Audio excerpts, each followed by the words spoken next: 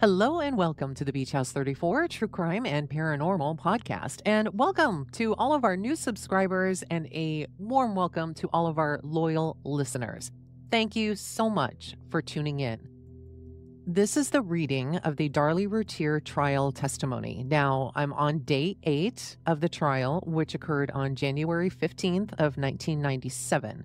On this day, there are 4 witnesses: Officer David Main, who we heard from in episode 70, Officer Charles Hamilton, who was in episode 72, and then there are 2 left for today, Okie Williams and the first of several parts of James Cron. Now, in today's episode, we're going to hear from Okie Williams, who's an employee of Bank One in Rowlett, and she testified that Darin applied for a loan on June 1st and it was declined. Now, after her testimony, we'll then hear the first portion of testimony from James Cron. And James Cron was a retired crime scene analyst, and he claimed that on the morning of June the 6th, when he went to the house, that the scene inside the Routier home had been staged, and that the one who committed these crimes was someone from inside the home. So before we begin with Okie Williams, let's recap really quick what we learned in the last episode. So in the last episode, we heard from Officer Hamilton, and it talks about the investigation of the crime scene. He essentially handled the fingerprints, and he had started with the garage window where it was assumed that the intruder had either come in or left. And he just used this standard technique, a black processing powder and tape, to lift the prints from this window. He did find 5 latent prints from the lower portion of the window inside the garage. And 2 of these prints, it should be noted, 85-A and 85-B, are duplicates, but they were made from the same impression. So they must have been really good prints to have this impression. He went outside. First, while he's still inside the garage, he does check further on the interior of the window and the glass and everything. Found no other fingerprints. He went outside, did not find any glass or any fingerprints on the glass outside or that exterior portion of that same garage window. And the thing is, though, is that this lack of prints, it was not really unusual. The environment plays a huge role in whether or not fingerprints will actually still be available. So once he was done with this outside portion, he then went into the house to begin getting more fingerprints from within the home. And he did find some on the door that led from the garage to the utility room / laundry room, however you want to refer to it. And these were found particularly around the handle, but no prints were found on several surfaces as he moved into the kitchen, including the refrigerator, the countertops, the drawer handles, and even the broken wine glass stem, which was on the ground in the kitchen. So this kind of leads you to wonder, I mean, either this place within this, relatively small amount of time from between when the crime actually occurred and everybody took off, that somebody went around the house and wiped everything down. I mean, that just doesn't make any sense to me. And this is only my theory because, drawer handles are touched, refrigerator doors are touched, especially if you have kids in the home.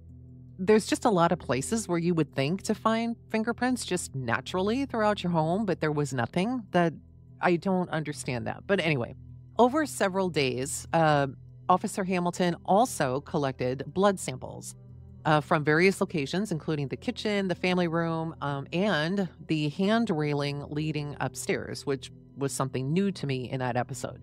So when Officer Hamilton was questioned about how he went about to grab these fingerprints from all of these locations, he did admit that he used pretty basic methods, but that he could have used, had it been available, a product called ninhydrin, which is a chemical compound where you essentially spray it on and it reacts with the acids in sweat It will produce a purple or blue color, and it will make the fingerprints very visible.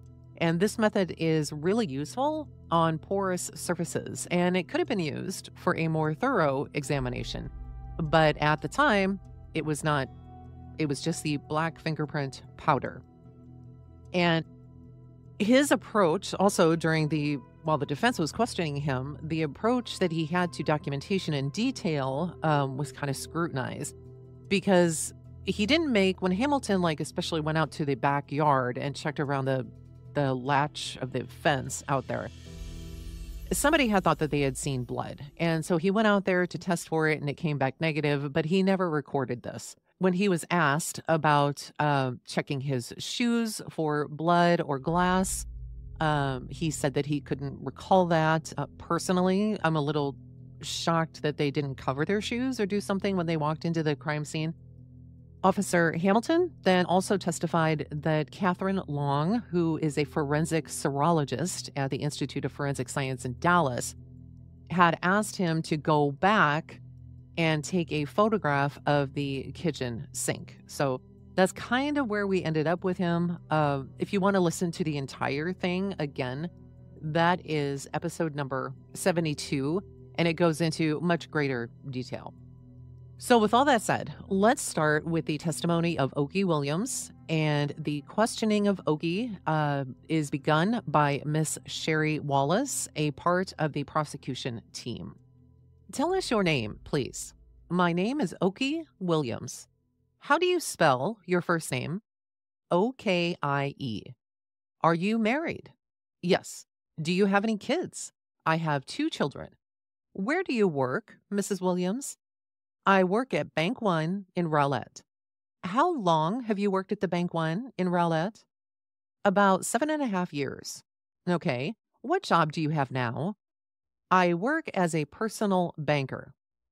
Okay. And then the court pipes up and says, can everybody hear this witness? All right. Miss Sherry Wallace then continues with her questioning. Miss Williams, have you ever testified before? No. Before you started working as a personal banker in Rowlett at Bank One, what did you do there at the bank? I worked as a teller about 5.5 years and as a customer service rep about a year. When were you promoted to personal banker? January 1st of 1996. Let me ask you, Mrs. Williams, did you have a customer who you knew to be Darin Routier? Yes. Okay. How did you know him? As a customer. Just know him there through the bank? Yes. How long have you known Mr. Routier? Quite a while. I remember him when I worked as a teller. I knew him. Mrs. Williams, let me show you what's been admitted into evidence as State's Exhibit 54. Do you recognize that? Yes. Who is that a picture of? Darin Routier. Okay. On directing your attention back to June 1st of 1996, were you working at Bank One in Rowlett then? Yes.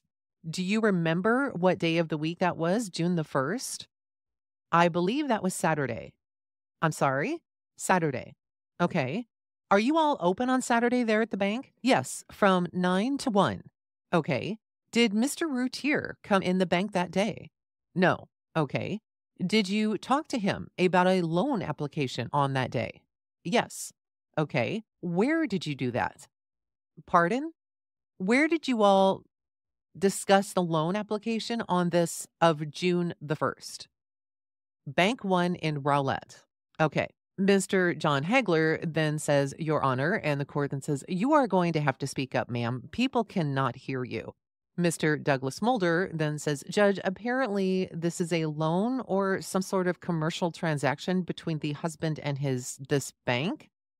The court then says, are we going to get relevant on this? What are we doing? Miss Sherry Wallace then says, yes, Your Honor, since this is a community property state, then this will go to show the defendant's state of mind just days before the offense. Mr. Mulder then says, Judge, that is kind of stretching things just a little bit. They are going to go into I take it, some transaction that the husband was attempting with this bank. Is that right? Miss Sherry Wallace then says, Judge, the records will also show, the court says, just a minute, all right? Just a minute. Can the jury step outside, please?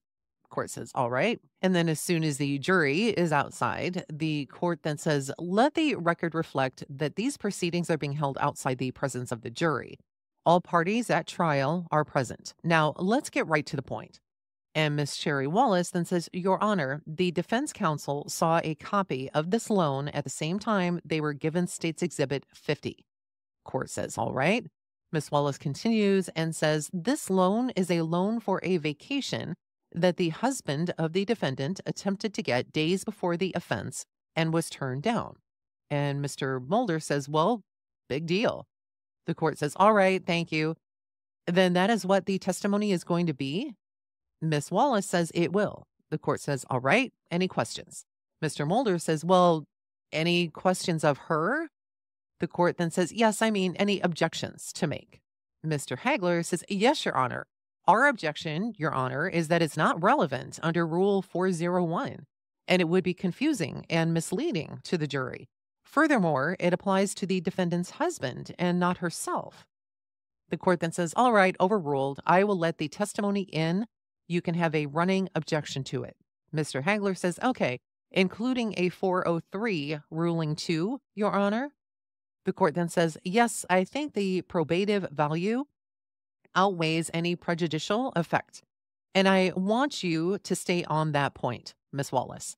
Miss Wallace then says, I intend to, Your Honor. Mr. Mulder then says, Judge, this was so quick. I may have missed the probative value. Could you tell me what the probative value is? The court then says, I think it's going to be more probative value than it is going to be prejudicial to your client. You are going to have a running objection to this testimony. Mr. Mulder then says, well, I still didn't understand what the probative value was. The court says, well, the probative value was stated by Miss Wallace out there, so we're going to go forward right now. You can have a running objection. Let's bring the jury back in. So I'm just going to pause here because this was quite a bit of conversation with some terms that many of us, including myself, was not familiar with. So essentially what probative value is it refers to how much a piece of evidence in a legal case contributes to proving or disproving something important. Essentially, it's about how useful the evidence is in showing that a particular fact or a claim is true or false. And then there was also the mention of a running objection. Essentially, this is a continuous objection made by an attorney in a trial, which allows them to disagree with a line of questioning or evidence without having to object each time it occurs. So let's continue. I hope that was helpful. Let's continue. At this point, the jury is brought back into the room, and Miss Sherry Wallace continues her questioning to Okie Williams. And the question is, let's see, Miss Williams, where were we on June the 1st? I think you said it was a Saturday and your bank is open that day. Did Darin Routier come to the bank to fill out a loan application on Saturday, June the 1st of 1996? Yes. Okay. Who did he speak with? Myself. Okay. Did you fill out the loan application? I wrote it down as he was giving me the information. Tell the members, if you would, members of the jury, if you would, if I came in or if Mr. Routier came in and got a loan application, what happens then? We fax it to our data entry and they will input all of the information in the system. And then one of our underwriters will determine whether they are going to approve the loan or not.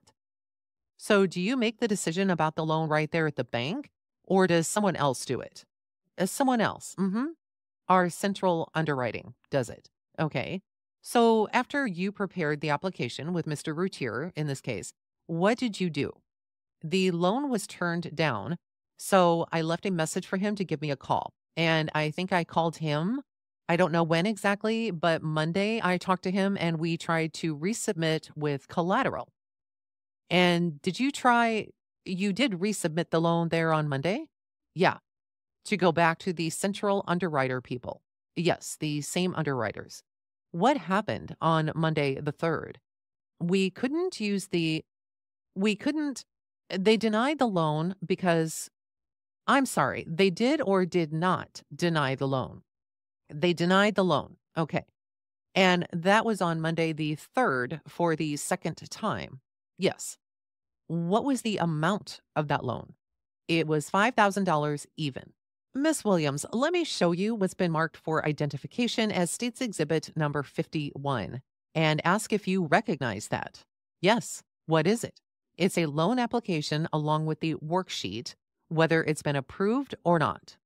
Are these in State's Exhibit 51 the record for Darin Routier's loan or attempted loan in June of 1996?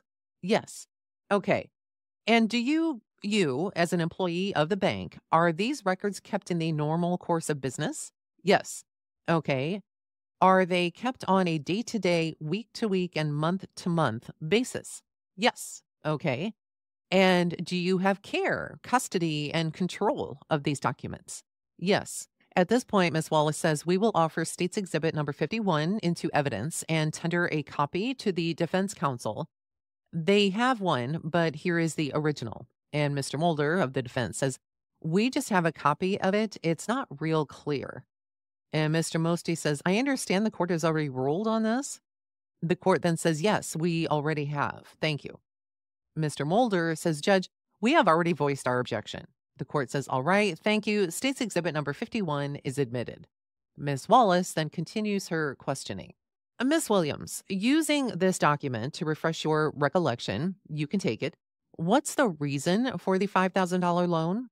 When he first came in, he mentioned that at this point, Mr. John Hagler of the defense team says, excuse me, I would object to any hearsay statements by Darin Routier.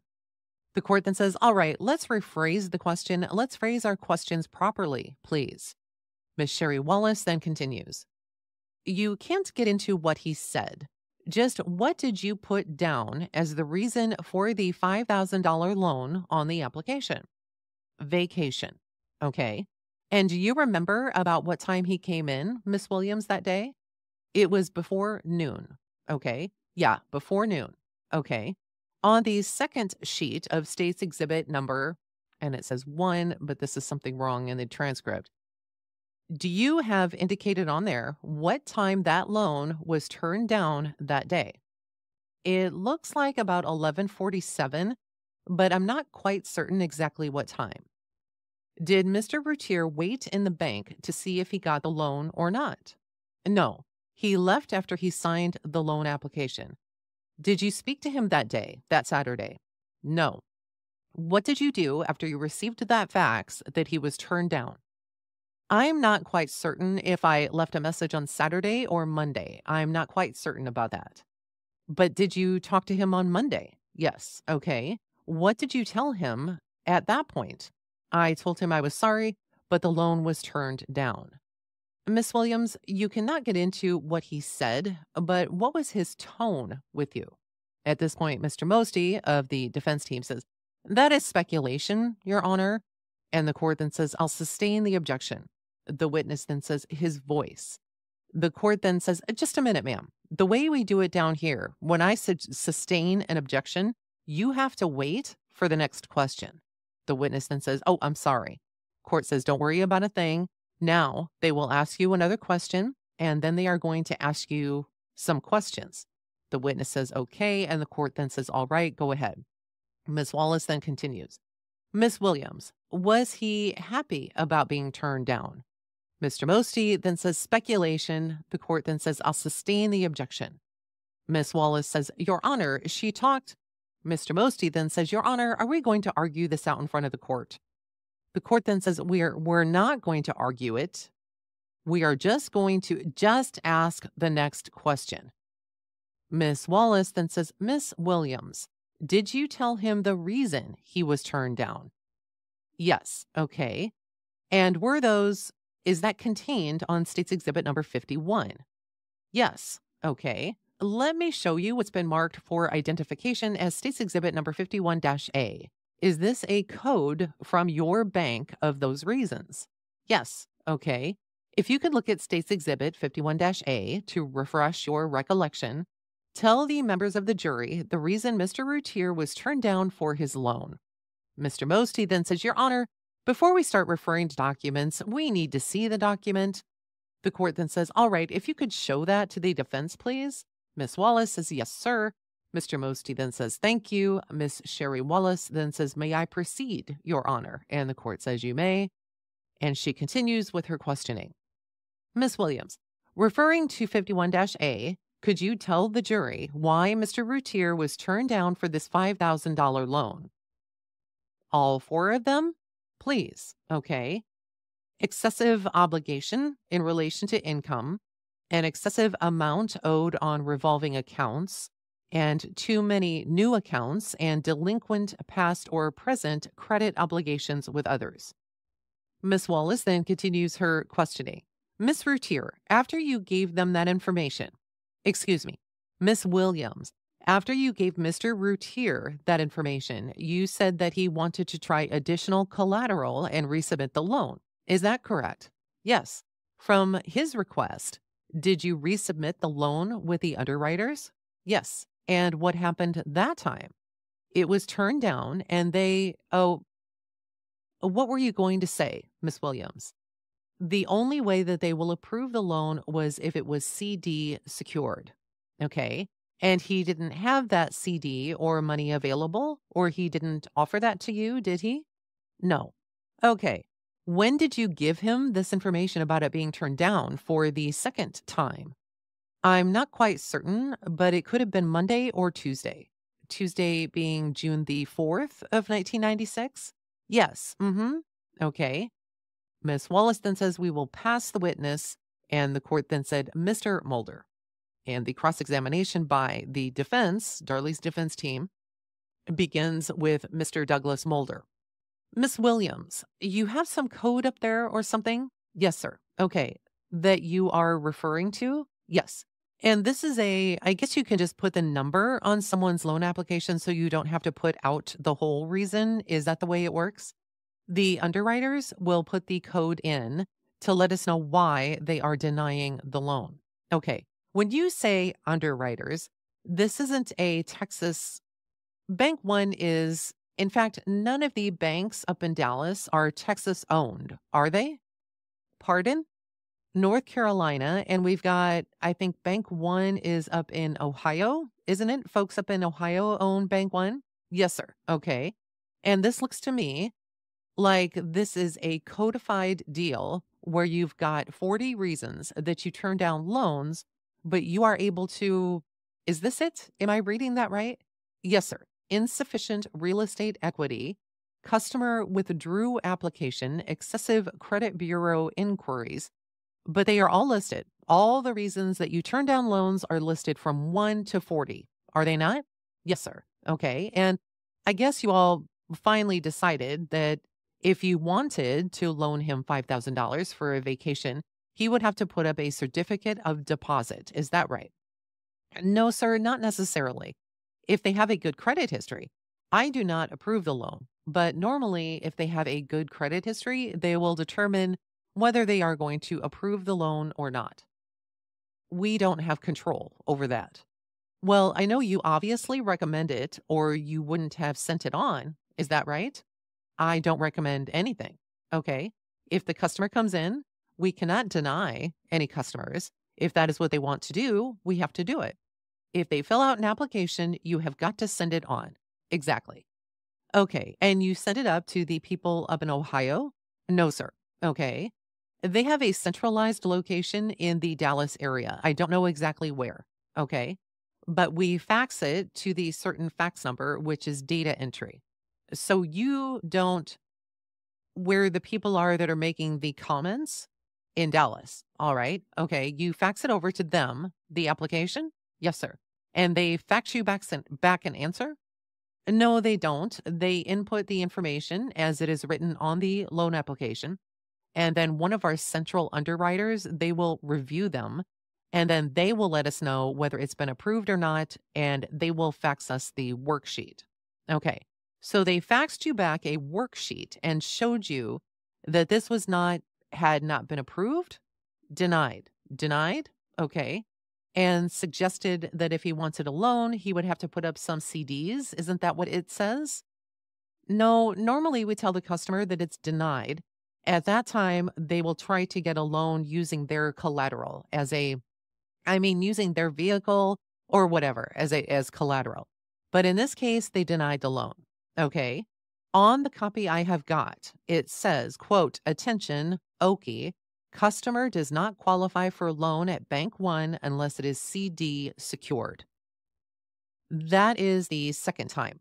When I resubmitted it at that time, the same underwriter said, Okie, this is the only way we can approve the loan. He would have to put up a $5,000 CD and, in effect, borrow his own money back from you all. Is that the way it works? Well, that depends on his credit history. Yes. Okay. But in this case, what you wanted him to do was put up a $5,000 CD and then borrow that money back from you all.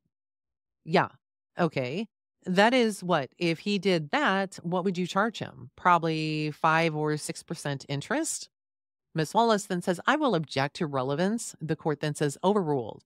Mr. Mulder continues, what would you charge him on a little old, if it's a $5,000, it would be 10%. At the time, it was 10%. I'm not quite sure, but I think it was 10%. What does that mean? And he points to the exhibit. Oh, that doesn't mean a thing. 16% doesn't mean anything? No, sir. This is a denied loan. So always there is 16%. But when the loan is approved using $5,000 CD as a collateral, then the loan rate will be changed to 10% at that time, if I am not mistaken. Okay. So what you were telling, what the folks from Ohio, what their policy is, not Ohio. Well, that's where it's owned, isn't it? I understand that, but I'm dealing with Dallas, so I understand. So we'll leave them out. But they answer to the folks up in Ohio, don't they?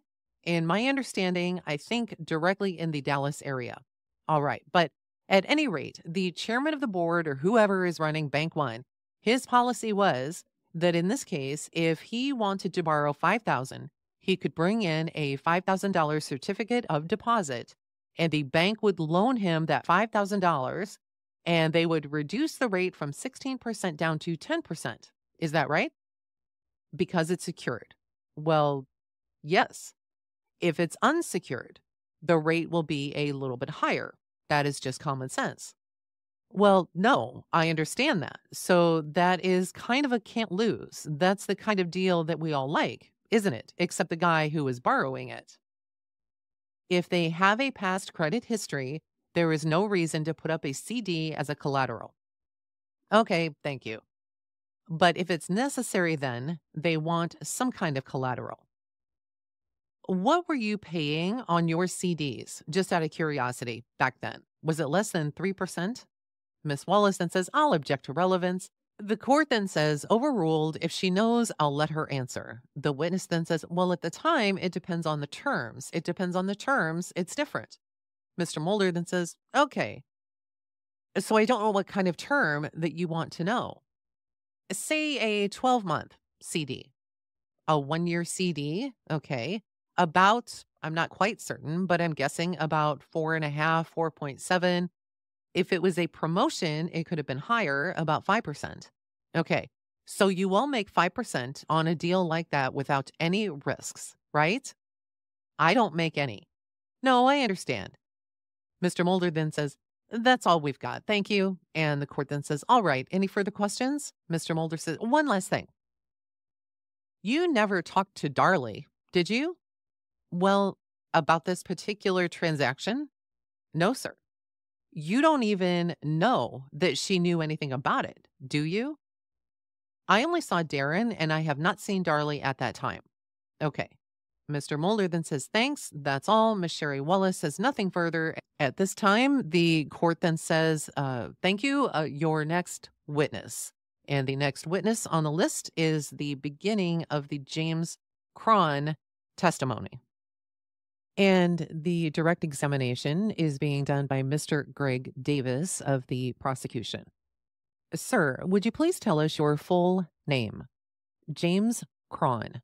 Spell your last name. C-R-O-N. Mr. Cron, you live in Dallas County?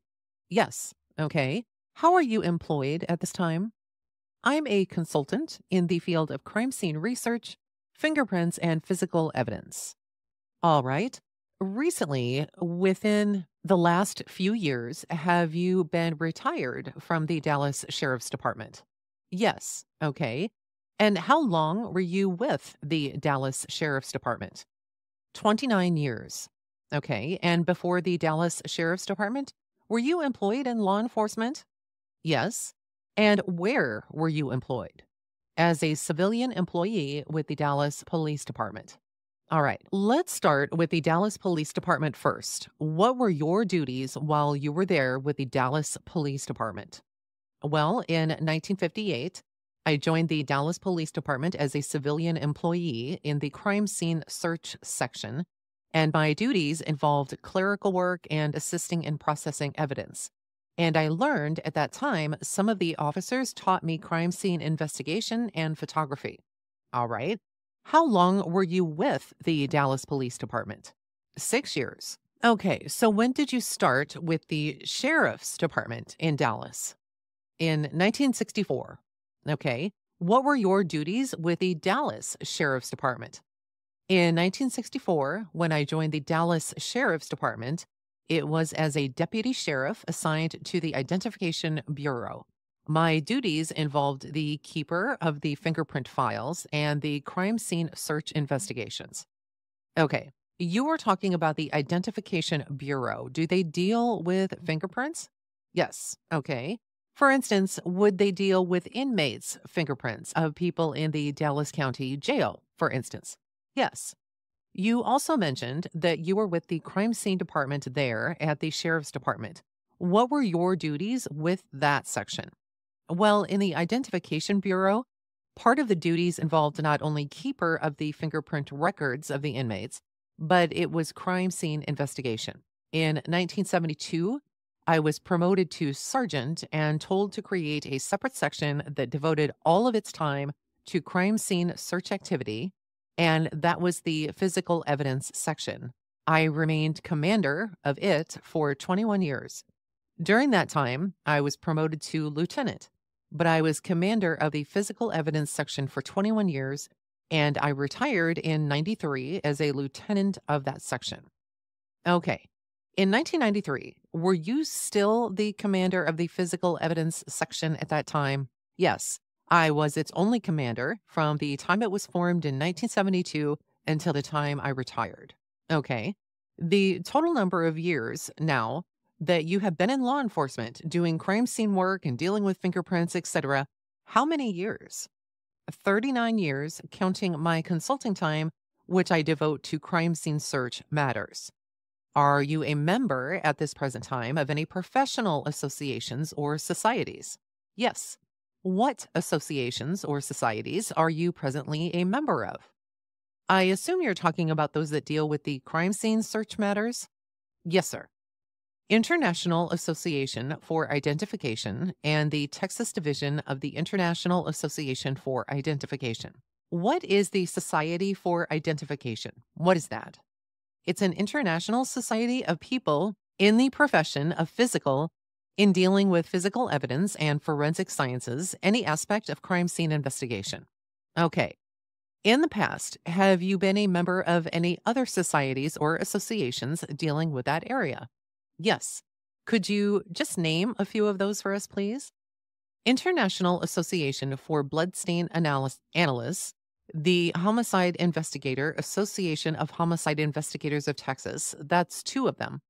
Okay. Can you give us a brief overview of the training, either through universities or the like, or other police agencies, that you have received in crime scene reconstruction, fingerprints, the area that you are now a consultant in?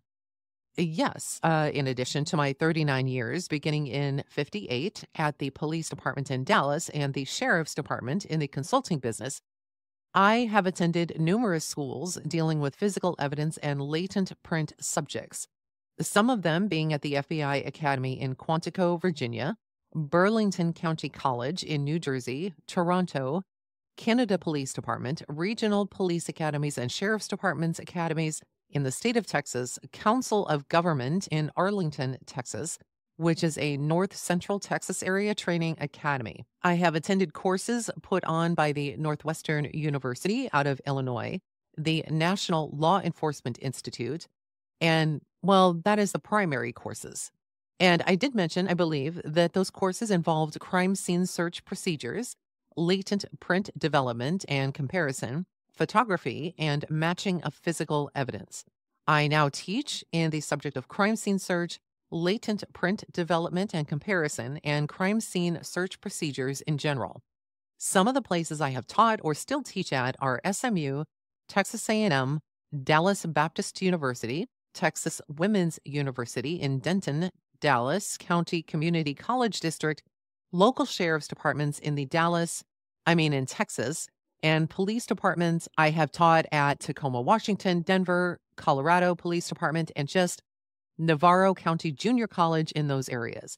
I have had material written or published that I have written on the subject of evidence, photography, laser usage in law enforcement, and ethics of law enforcement consultants. These have been published in technical journals, some of them being the Fingerprint Identification Magazine, the Journal for Forensic Identification. I have received approximately 150 awards and commendations through my career. And when I retired, I received the Governor's Law Enforcement Achievement Award for excellence in my field of law enforcement. I am now the chairman of, well, not chairman, I am a member of the Committee for Crime Scene Certification in Texas. I have been chairman of the Latent Prints Certification Committee. I was on that committee for 3 years in Texas. Okay. You talked about your certification in crime scene search and also in latent fingerprint identification. Are there certain certificates that you now hold in your specialties? Yes. Okay. What certificates do you presently hold? I am a certified latent print examiner and a certified senior crime scene analyst. Okay. With regards to the latent fingerprint identification, what sort of requirements do you have to meet to become certified, as you are? On latent prints? Yes, sir. On the latent print, it's a several part test. Some of it is involving comparing unknown prints with known prints. There's very little margin for error. They have changed the test somewhat now. I believe you can miss 2 out of 10. There is a written test, an oral exam, and a mock trial, and a background check too of the committee to see if the people are qualified and their other schooling fits our criteria. What other certifications do you hold? The Senior Crime Scene Analyst. Okay. Is there any level higher than a Senior Crime Scene Analyst in that particular field? No. Not from the International Association of Identification, which issues the certification.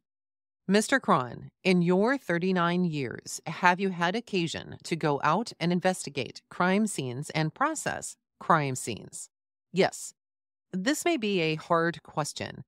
You got any ballpark figure of the number of crime scenes that you have gone out to in 39 years? Yes, I was asked that in another case, and I have some and had done some research on that. And counting civil cases and crime scene cases, all cases I have been involved in the last 38 years, 39 years, is approximately 21,000. Okay. And of the 21,000 crime scenes, do you know about how many of those would deal with death cases? With deaths, it was approximately 4,300. Okay. And included in those death cases, would there be homicides? Yes, all deaths, homicides are some of them. Okay. Just a couple of things. Before we came down here to Kerrville, had we had occasion to talk about this case before? Yes.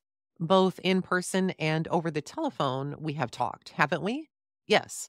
Have I met you at my office on some occasions? Yes. Have we ever met together out at 5801 Eagle Drive?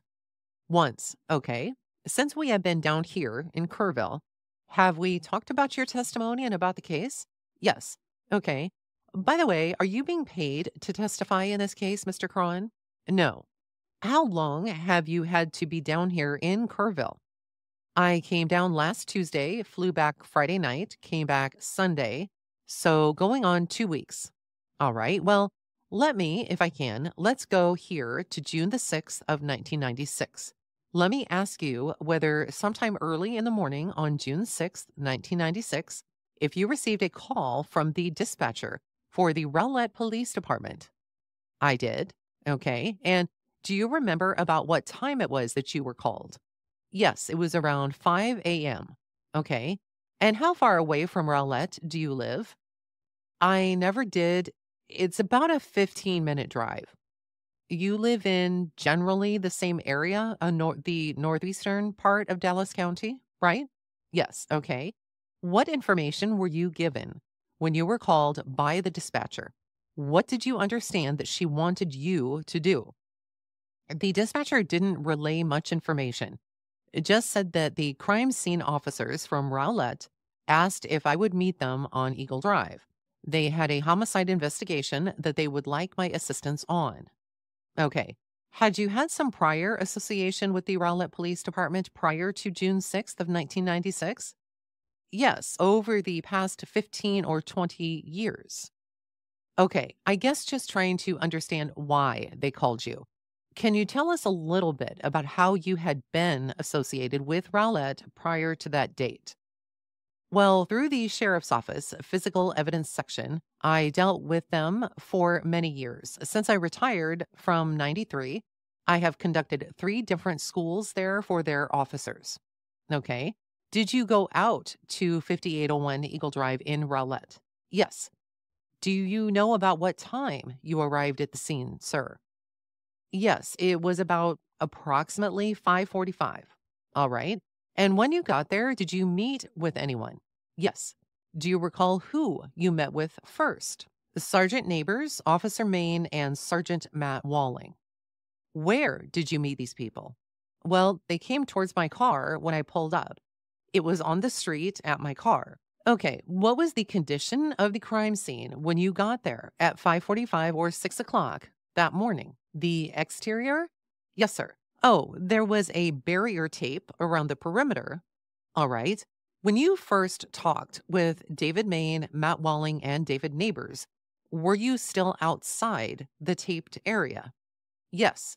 Did you remain outside the taped area or did you move inside at some point? We eventually moved inside. Did you continue talking with them? Yes. In general, what types of things were you talking about with these gentlemen about? Well, I asked them, what type of situation did they have? I mean, I was informed it was a homicide, and I asked them how many bodies and did it occur inside or outside the house? Mr. John Hagler of the defense team then says, Your Honor, we would object to hearsay statements of this witness under Rule 802. The court then says, Well, I'll sustain that. Just say what you said. Mr. Greg Davis says, Well, this witness is testifying. I asked him what he said. The court then says, Well, we understand that. I'm sure that is just a precautionary objection. Mr. Greg Davis then continues, Mr. Cron, again, you can relate to us what you may have said to these officers. Don't relate back what they said. But were you asking questions of them? Yes. What types of questions did you ask them out there that morning? I asked them, I needed to know what areas would I need to be looking at concerning the evidence. I need to know if it was inside or outside or a combination of both at the scene. How many victims? I knew it was 2 stories, so I needed to know what was upstairs and downstairs. Did you have a chance to talk specifically with Sergeant Matt Walling, ask him questions also? I did. Okay, and again, these conversations, are they still being held outside the house at this point? It was a running conversation, but yes, at that point, it was outside. Okay, and did you have some purpose in talking with these officers? Did you plan to do something after you spoke with them? Yes. And what did you plan to do after you finished speaking with them? To inspect or walk through the scene? Okay. Inside 5801 Eagle? Yes. Okay. Can you tell the members of the jury what is the purpose of walking through a crime scene? To, to get a game plan organized, to do a visual inspection, not really doing anything but visually inspecting the crime scene to determine what action, what equipment you need. And that is basically it. Have a game plan to collect and process it properly. Did you feel that it was necessary to talk with the officers there before you came up with your game plan? Oh, yes. Necessary to get information back from them? Yes. Do you recall what time it was that you actually began walking through this crime scene? There was an officer logging in the time, but my recollection is it was 6:10 or 6:11, right in there. All right. Did you, in fact, enter into the house? Yes. Okay. Who did you go into the house with? Sergeant Walling, Matt Walling, and David Main. Okay. Before you actually went into the house, did you see anything at the front of the house that caught your attention that you made a mental note of? Well, the only thing that was unusual would be the front porch where there was some blood, and it looked like medical, I'm trying to think of the word, tape and medical supplies. Okay, let me see if I can get a photograph and have you look at it, Mr. Cron. If you will look at State's Exhibit 24, do you recognize what's depicted in that photograph, sir? Yes. Okay. What is depicted in State's Exhibit number 24? A bloody rag or cloth. Okay. Were these items still in the same position when you went into the house as they are shown here in State's Exhibit number 24? Yes. Anything else that you noticed there on the front porch before you went inside the house? Not anything outstanding. All right. Where did you go to next once you went inside the house? I went into the foyer and leading into the hallway to go to the rear of the house. All right. And what did you and the other three officers do once you went into the foyer? It was strictly for observation purposes. I just looked at the floor, the walls, the ceiling, and the adjacent rooms to the left and right. Okay. Did you have a chance to look into the living room, which is to the left? Yes. Did you notice anything unusual when you looked inside the living room? Nothing unusual. I was looking for the unusual and I didn't see anything. What sorts of things were you looking for when you looked in the living room? Well, the obvious thing, of course, what I was looking for at first was blood or what appeared to be blood. Didn't see any blood in the living room? No. How about in the entryway and the hallway? There was blood in the entryway and hallway. All right. What did you do once you observed the entryway and the hallway? What did you do? Continued on down the hallway to the place, what would be called the family room or den and kitchen. Okay. And when you got to the family room, what is it that you did at that point? Observed, saw. You want me to tell you what I saw? Yes, sir. There was several areas on the carpet that had excessive amounts of blood. There was a dead child in the back part of the room, and the coffee table was sort of knocked ajar, and that was it. And blood. I didn't do a detailed hands-on examination at that point. Okay, well, as you are doing this walkthrough, is the purpose of this walkthrough to collect or to touch or move evidence? No. Are you simply observing at this point? Yes. The other three officers with you, are they still with you observing like you are? Yes. You had mentioned when you went inside the family room that you noticed a flower arrangement. Is that correct? Well, there was a coffee table, and yes, it had a flower arrangement on top of it. Okay. Let me ask you, Mr. Cron, if you will, please look at States Exhibit 47 A and 47 B. First of all, 47 A, does that truly and accurately depict a portion of the family room as it appeared when you walked through there on June 6th, 1996? Yes. States Exhibit 47 B. Do you recognize that picture also? Does it truly and accurately depict that portion of the family room as it appeared on June 6th, 1996? Yes. Mr. Cron, looking at the flower arrangement shown in States Exhibit number 47 A, did you see that when you walked in there that morning, sir? Yes. Did you have an opportunity to visually inspect that flower arrangement? Yes. Did you also have a chance to look at the glass table that the vase and the flowers were on? I did. Okay. Now, when you had an opportunity to look at this flower arrangement, sir, did you inspect it to determine whether or not you could see any blood or any on any of the floral arrangement itself?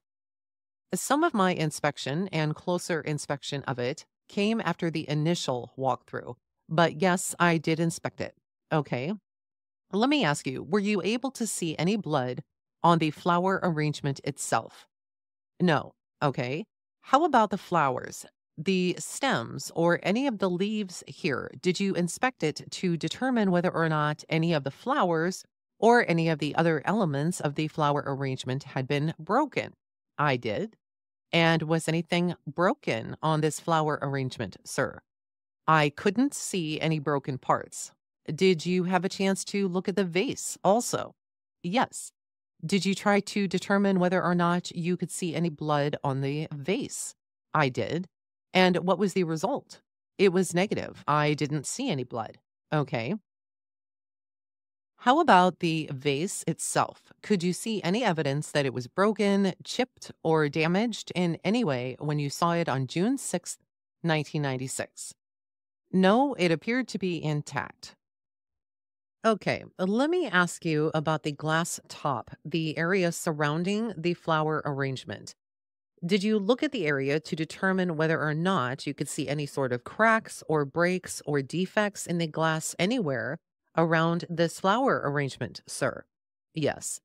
Okay. Any chips perhaps out of it? Did you look for those also? I did. Sir, could you see any damage whatsoever on the top portion of that glass top when you looked at it on June 6th, 1996? No. The items shown in States Exhibit 47 B, do you recognize that? Yes. What is that? It's a standing lamp with the shade partially down. Okay. Let me ask you, first of all, did you inspect the lampshade itself to determine whether or not there was any blood on the lamp shade? Yes. And what was the result of your inspection?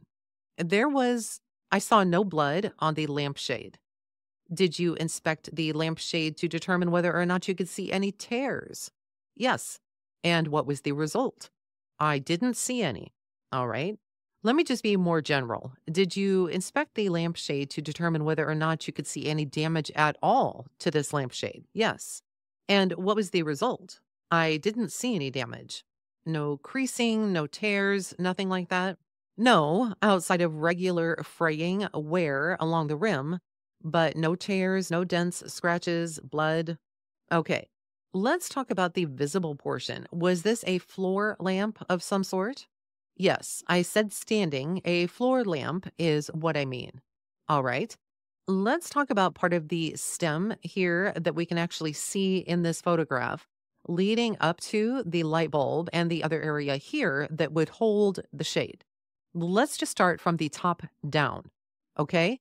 The portion of this lamp that would have held the lamp shade, did you inspect that to determine whether or not there was any damage to it? Yes. Was there any damage to the top part of that? No. Did you inspect it to determine whether or not you could see any blood on it? I did. What was the result? I found no blood. Let's go to the light bulb itself. Any damage that you could detect to the light bulb? No. How about blood on the light bulb? No. Let's go from the portion down all the way to where it's hidden by the lampshade itself. Any visible damage to that part of the lampshade to that lamp stand? No. Any blood on that portion of the lamp stand? No. Now, did you continue down and did you inspect the lower portion of that lamp stand to determine whether or not you could see any damage? I did. And what was the result? I saw no damage. Any blood? No, sir. Can you describe the base to this lamp? As to what color, or you mean, well, shape? Shape, yes. Probably not that, but it was rounded. Okay. I mean, I don't remember exactly. Okay. Did you look at it that day? Yes. What types of things were you looking for? Oh, I was looking to see if it had been moved. If there were any carpet indentations, which occur when an item has been on a carpet for a good while, that is what I was looking for. All right. besides blood and damage. All right. Well, let's turn to blood and damage first. Any damage to the base of that lamp? No. Any blood on the base of that lamp? I didn't find any. All right. Now, when you took a look at the base to see if you could see the other patterns that would indicate it had been moved, could you see any other indentations or patterns on that carpet that indicated that thing had been moved? No. Or jostled? I didn't see any. Did the lamp appear to be in the position where it had originally been? Yes. And do I understand you to say that you basically then did a complete walkthrough of the family room looking at it in general, right? Yes. When you finished up walking through the family room, what is the next area of the house that you and the other officers went to? The, well, let me just back up here. Let me ask you a question here before I take you to another part of the house. When you finished, you had gone through the entry, the hallway, and now you have looked through the family room. Okay? Mm-hmm. At that time, did you form any opinions about what you had seen in that house at that point? No. Okay. Why not? I mean, you had already seen the entryway, the hallway, and the family room. Why didn't you? Well, I hadn't finished with the entire scene. There was nothing visible to make me form any opinions. Okay. Outside of planning what evidence needed to be collected and so forth. Well, why did you think it was necessary to see the remainder of the scene? Well, that's just good crime scene policy, not to make any judgments on what occurred until you see all of the area to get the entire picture. All right. What is the next area that you did look at? The kitchen. Okay. And describe for us, if you will, what the kitchen looked like when you first went in there. There was, what did you see? Some blood on the floor, more in the areas you step from the den or family room into the kitchen. There was blood on the floor, broken glass. There was a vacuum cleaner lying on the floor. There was a wine rack immediately to the right. To the left, there was some open drawers with some bloody cloth items on top of the drawers. There was a few drops as we progressed through the kitchen. I noticed there was some drops of blood on the floor leading to the utility room. Okay. Were you looking for anything specific when you went into the kitchen, or were you just trying to take an overall view of the situation? No, when you conduct a crime scene like that, you just do an overall, try to spot things that naturally, like blood, that should not be there.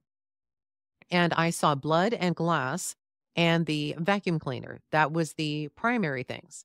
Oh, there was one thing I forgot. There was a knife on the counter dividing the kitchen from the family room. I forgot to mention that. There was a bloody knife laying on the edge of the counter. Okay, so you saw the knife on the counter. You looked through the kitchen. The other three officers staying with you during this time? Yes. Are you all talking as you are going through here? Yes. Okay. Are you all walking in single file in some sort of order, or are you all just walking through there? How are you doing it? We were not walking in any single file. It's difficult to walk through those scenes when there is blood all over the floor and glass, but we were trying not to step on things. But no, we were not in single file. Okay. After you had finished the kitchen, where did you all go to? The utility room. And what did you notice when you went into the utility room? Blood on the door. There was a cap on the floor, some blood on the floor, and on the some machines in the utility room. Okay. You have gone through the living room, the kitchen, and the utility room. Had you noted blood on the floor in the hallway? Yes. Had you noted blood on the floor in the family room? Yes. Had you noted blood on the floor in the kitchen? In part of the kitchen? Yes. Okay. Had you also noted blood on some parts of the floor in the utility room? Yes. Did you then have occasion to go out into the garage? I did. And what was the condition of the garage when you first went out there? Well, I noticed a window partially raised, a cut screen. The overhead door was shut. Are you talking about after I finished or just my initial? Just the initial walkthrough. Oh, okay. On the initial, the door was shut, the window was open, the screen was cut, and it was cluttered. Typical garage that was used for storage and some cluttered areas. Okay, well, when you went out there, were you looking for evidence of blood in the garage too? Yes. Okay. Where were you looking? Primarily on the floor, of course, the doorways, and anything arm level or hand level. All right. Well, let's start with the floor then. Did you see any blood on the floor of the garage? No. And did you look for that? Yes. Did you go at that time? Did you go back to look at the overhead door and back door to the garage? Yes. Okay. And what were you looking for when you went back there to that garage door? Bloody prints or any type of floor evidence, which would be maybe pieces of glass from the kitchen floor because there was broken glass on the kitchen floor. I was looking for blood on the door. I wanted to see if the door was latched or not. And basically, that was it because I was making a plan of what to go back and do later in the garage. When you went over there to that area, were you looking for glass on the floor? Yes. Did you see any glass on the floor over there by that garage door? No. Were you looking for blood on the floor? Yes. Did you see any blood on that portion of the garage floor? No. Were you looking for evidence of blood on the garage door itself? Yes. And did you see any blood on the back door or the overhead door to that garage? None. Did you have occasion while you were in the garage then to go over to a window that was open? Yes, I did. Okay. And what types of things were you looking for in that part of the garage? The same thing. I was looking for a trail, be it blood, glass, disturbance, that is areas disturbed to possibly follow the trail of an intruder. Okay. Let's talk about this part of the garage floor. Do you see any evidence of glass on the floor? No. Blood on the floor? No. Did you have a chance to look at the window itself to look at it for evidence of blood? Yes. Did you see any blood on that open window? None.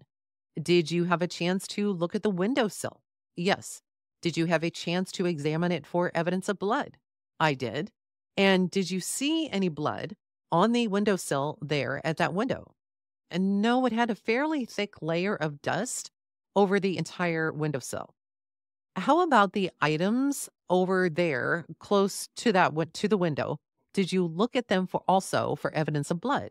Yes, I did. From head height down. Any evidence of any blood on any items close to that window? No.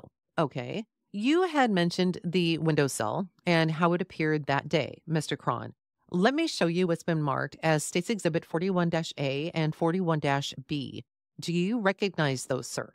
I do. And do they truly and accurately depict the window, a portion of the window, and the window sill as they appeared on June 6th, 1996? Yes. The first one being a 41-A being an inside shot, 41-B being a photograph taken from the outside. Is that right? That's right. First, in general, just show us what States Exhibit 41-A and 41-B show us. A 41-A is a shot inside the garage directly down over the sill, the windowsill. It shows the length of the sill here. In the right-hand corner is part of a cat cage or an animal cage. And on the left is you see it better here, is an animal container or litter box container with a cardboard box on the left. It shows the cut screen on the outside brick sill. Okay. 41-B is a shot from the outside showing the inside, from the outside aiming inside the window, showing the cut screen. It was cut across the top and then down vertically. The flaps overlap the brick outer sill, the wooden inner sill, and the cage. Okay, you said the objects here on the left-hand side. Well, actually, it's going to be the right-hand side of 41A. Is that some sort of animal cage? Yes. How did you determine that? Well, it was obvious. I mean, it had food bowls, water bowls inside. It had a wire across the wooden frame. It had a door with a latch on it. How many animals were in there that morning? I can't recall. I don't believe any. No, there wasn't one in that cage. Okay. So it's a cage, some sort of animal cage. No animals in there that morning. Is that right? Not at that time. There was another cage that had an animal in it, not this one. Where was that cage located? In the family room. When you were looking at this area, the windowsill portion of this window, what types of things were you looking for? Signs of an intruder going through it, disturbed dust, footprints, blood, any outside debris that might have been carried in through the clothing or shoes of the intruder, such as bark, mulch, any type of damp vegetation, just any signs that an entry and exit was made through the window, foreign material, and disturbed areas. Sir, did you find any scuff marks or shoe prints, foreign material, or any evidence whatsoever that an entry had been made, either in or out of that window shown in State's Exhibit number 41 A? No, there was a solid layer of dust along the entire length of the white windowsill, and it was undisturbed. What do you mean, undisturbed? There was no streaks through it, no signs of movement through it. It was an even layer. It's sort of like new fallen snow. It was obvious that nothing had gone through it. Okay. At this point, the court then asks, does the jury need a break? And a juror said, yes, sir. And the court then says, all right, let's take a brief 5-minute break right here.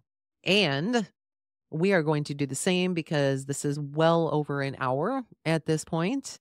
And I will be back literally very, very shortly with another portion of the testimony of James Cron. So let's talk just a tiny, tiny, tiny little bit about the testimony of Okie Williams. And I'm not quite sure where they were going with this. I think they're trying to set the stage of saying, hey, the family needed money and they wanted to go on vacation, and this was the reason for the crime. Just simply because Darin had gone into the bank, not Darlie, Darin, and applied for a $5,000 loan, which was not approved. And he tried yet again in order to saying, hey, if I give you some collateral, which he really didn't have, they would not give him this $5,000 loan unless he actually backed it up with essentially the same amount of cash that they were going to give him the loan for. So that testimony was really short. The defense was really trying to figure out where the questioning was going and what the importance of it was. Um, so I don't know. I don't know if it's either here nor there, if it's going to play a part in the rest of the trial. I just know that that little snippet of information that was given by Okie Williams about the bank loan definitely put probably into the minds of the jury, well, hey, they didn't have the money that they wanted in order to go on vacation. So it might give a motive. I don't know. Let's go ahead and talk just a little bit about what we've heard from James Cron so far. He first goes over all of his education and his experience. And then we finally get into the meat of the thing, where he says that he got a phone call from dispatch around 5 o'clock in the morning and that he lived about 15 minutes away from the house, the Routier home on Eagle Drive. The dispatcher, when they called him, didn't give him much information, but did say that the crime scene personnel asked if he, Cron, would meet them at Eagle Drive and that they had a homicide and they were trying to work it and needed his help. He said that he got there around 5:45 in the morning. However, in Officer Main's testimony, he said that Cron didn't arrive until 6 o'clock in the morning. Now, there is a little bit of a leeway here as Cron mentions physically arriving in his vehicle at 5:45 in the morning, but Officer Main said, quote, "We waited for James Cron to come to the location."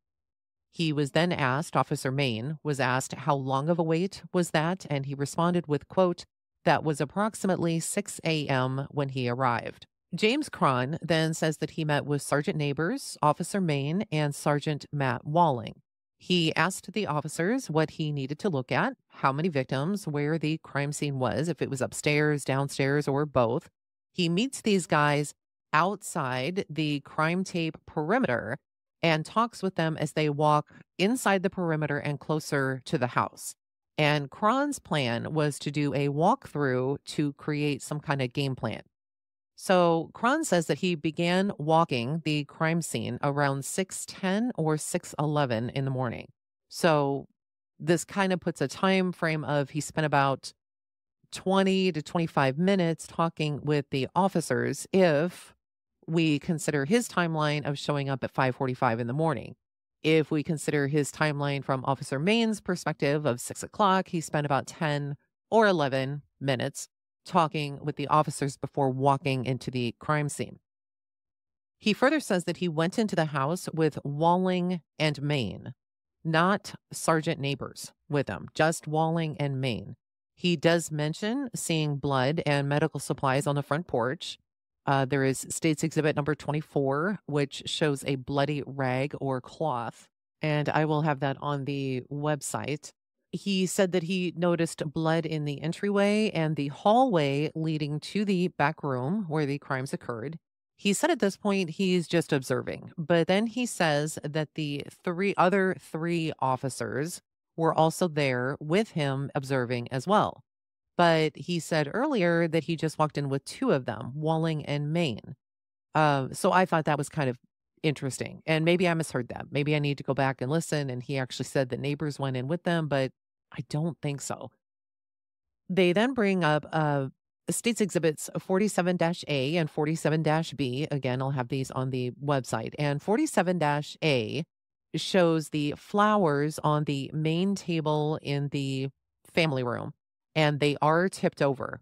So before, at the end of another testimony, I'm pretty sure it was at the end of Officer Main's testimony, I talked about there's kind of some pictures that show them upright, and then there's pictures that show them on their side, but it's just in a tiny little corner. And if you go back and listen to Officer Main's testimony, you'll find out that things were kind of moved around as they were going through this crime scene. Uh, Cron says that no blood was found on this flower arrangement. No stems or anything were broken.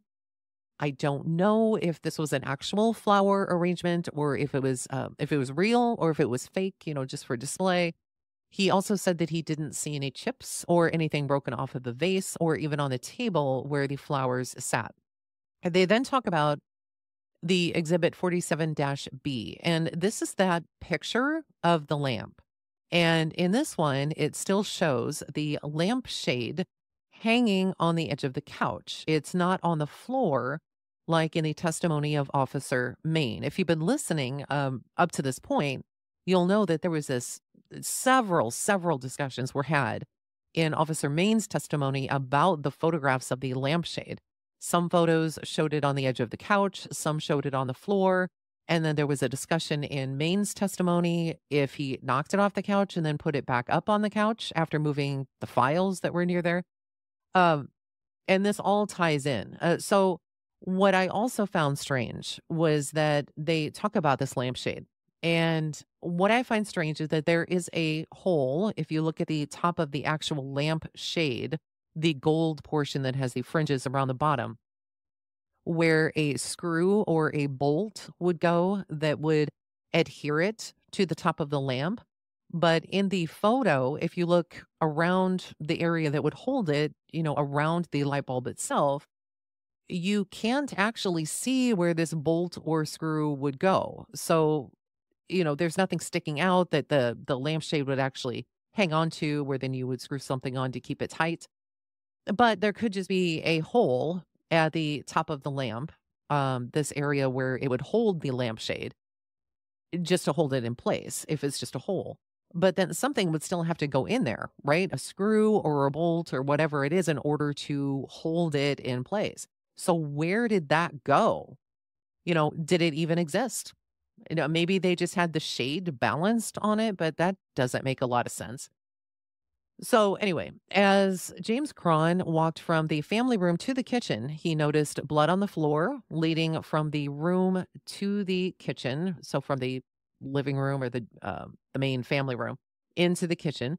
He also noticed broken glass on the floor in the kitchen, a wine rack that he walked by, a vacuum laying on the floor, and quote on the left. So, if he's walking in to his left, to my understanding, that would be near the kitchen sink, were some open drawers with bloody cloth items on top of the drawers. Now, this is where I kind of had a hold on a minute thought. It's my understanding that when Officer Hamilton was taking fingerprints in the kitchen, he couldn't find any around drawer handles. Yet here was a drawer sticking straight open with bloody cloth items on top of some of these open drawers. Someone had to open those drawers, right? I mean, surely there would have been fingerprints there. James Cron then says that there were some drops of blood leading into the utility room from the kitchen. He then said he forgot to mention that a bloody knife was laying on the quote edge of the counter. And this is the one which separated the living room from the dining room. And it's what within this trial they have been calling the bar. He again was then asked if the other three officers were staying with him as he did this walkthrough. But again, I thought he only walked in with two people. Maybe we're going to get into this when he gets cross examined. I don't know.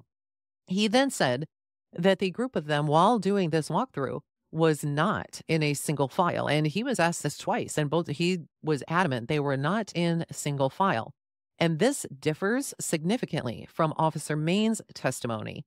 In Main's testimony, he said that there were four of them walking the scene, including Cron, Walling, and Neighbors. But Cron, remember, at least what I think, said that Neighbors did not even go inside.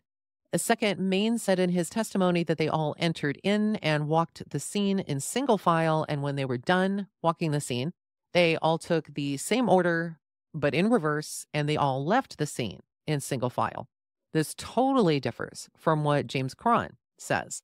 And according to Officer Main's testimony, for what it's worth, he began and continued to take photos until around 6 o'clock when Officer Main showed up. When James Cron showed up. Officer Main was taking the photos until 6 o'clock, and then James Cron showed up and they all did this walkthrough. James Cron then says after he's walked through this kitchen, he walked into the utility room and noticed blood along with the black ball cap on the floor in there. He then walked into the garage. He didn't see any blood on the floor in there. There were also no pieces of glass that had been drug in from the kitchen floor in the garage. There was no blood on the window. He also said that there was a fairly thick layer of dust on the windowsill. And this walkthrough would have been before Officer Hamilton arrived to do the fingerprint work. Now, because I thought, well, why is this, undisturbed? Because evidently somebody had taken fingerprints from this. Well, no, Officer Hamilton had not yet been there. Officer Hamilton actually began his work around 10 o'clock in the morning after he had arrived around 9. And then finally, they talk about States Exhibits 41-A and 41-B. 41-A I do not have, but I do have 41-B. And this is essentially the picture from the outside looking at this cut screen.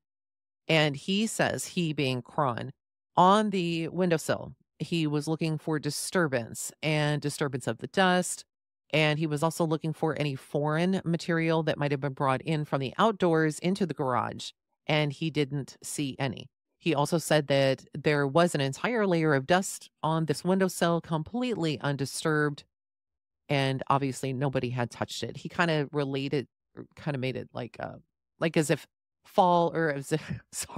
as if snow had fallen and nobody had yet disrupted this snow. So it was still just this fine layer of undisturbed dust.